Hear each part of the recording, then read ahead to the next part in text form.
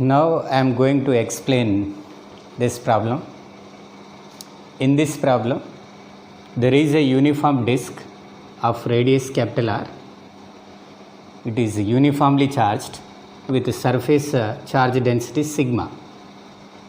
Then potential due to the whole charge on the disk at a point taken on its edge, on the edge of the disk. That is the problem. So for that, let us consider a disk. This is the disk.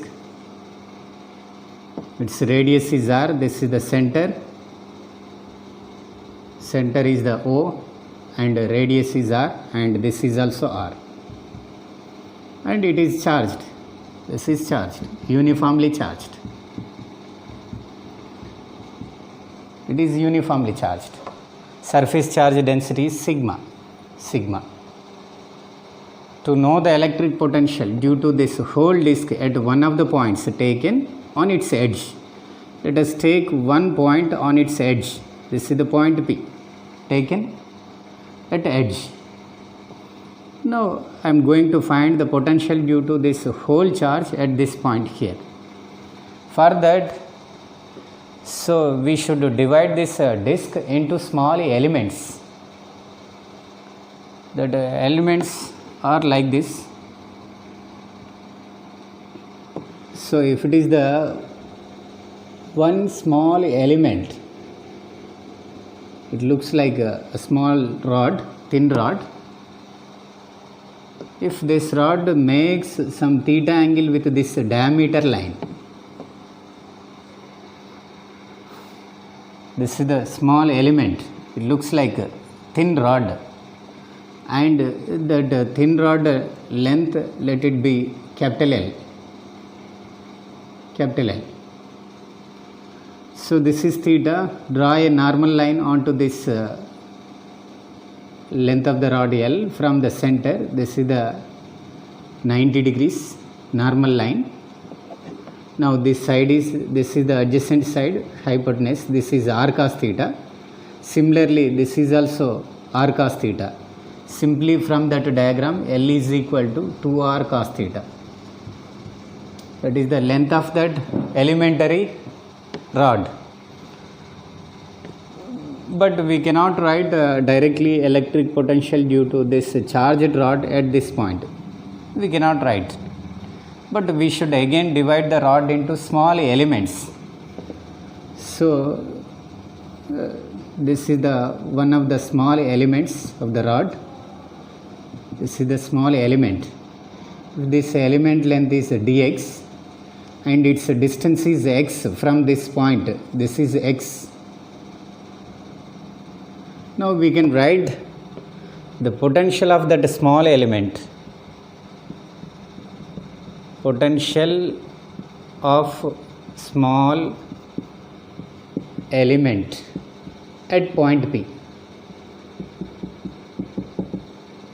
dV is equal to constant k means 1 by 4 pi epsilon naught, k dq by x, point this element distance from this point. This is the formula. But you can write sigma. Sigma is what? Surface charge density, charge per unit area, dq by this element area. Element area is its length into thickness. You can write length is dx.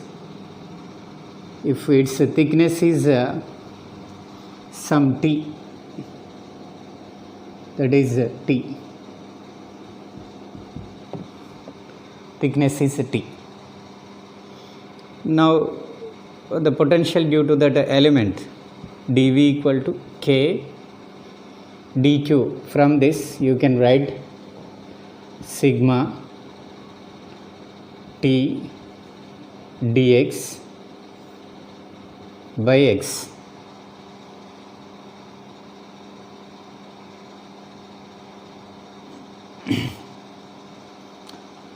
So you can write this thickness of the element. So from this, if it is theta, this is a d theta, like this. this is d theta, and this distance from the point is x, this is t, and from this d theta equal to x by t, sorry, t by x, t is equal to x d theta. So the potential due to small element is k sigma x d theta into dx. So here you will have x d theta, one x gets cancelled, I am writing directly k sigma dx into d theta. This is the potential due to this small element of the rod, small element only, not complete rod. To get the whole potential of that rod, integrate on both sides. For this elements taken on this rod, this d theta and k sigma are same for all the elements taken on this rod. D theta, k sigma are same. Now x limits are from, for all the elements taken on this is 0 to L. So you will get that small rod potential due to this small rod at point P is k sigma d theta is constant for all the elements. So integration of dx is x. After applying the limits, it becomes L. L is that. So that is k sigma. So it gives 2r cos theta d theta. This is the potential due to that small elementary rod at given point P. But this is not enough to find the potential due to the whole disk at a given point. Now this disk is formed by the number of such elementary rods. There are number of elementary rods can form this whole disk. Now I am going to write the potential due to the whole disk. Now you can see here,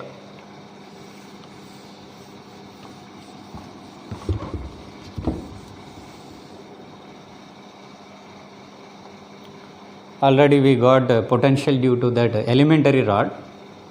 There are many such elementary rods, they can form the whole disk.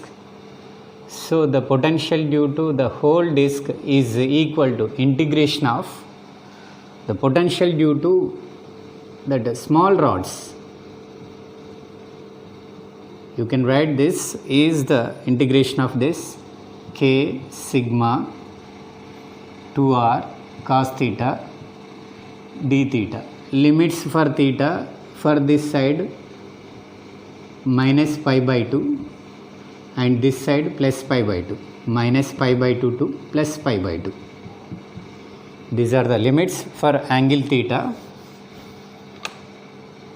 Now it gives the potential due to the charge on the whole disk at given point P is, now write constant terms outside, 2k sigma r or constants. Integration of cos theta d theta is sin theta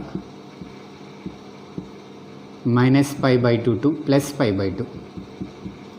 These are the limits.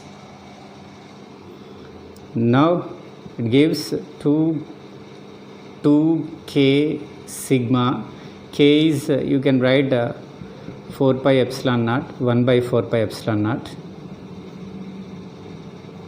sigma r.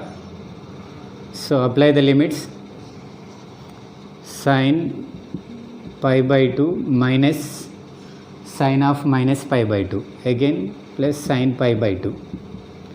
It gives 2 into 2 4, this cancelled. The final equation is sigma r by pi epsilon naught. This is the potential due to charge on the disk, which is charged uniformly at a point taken on its edge.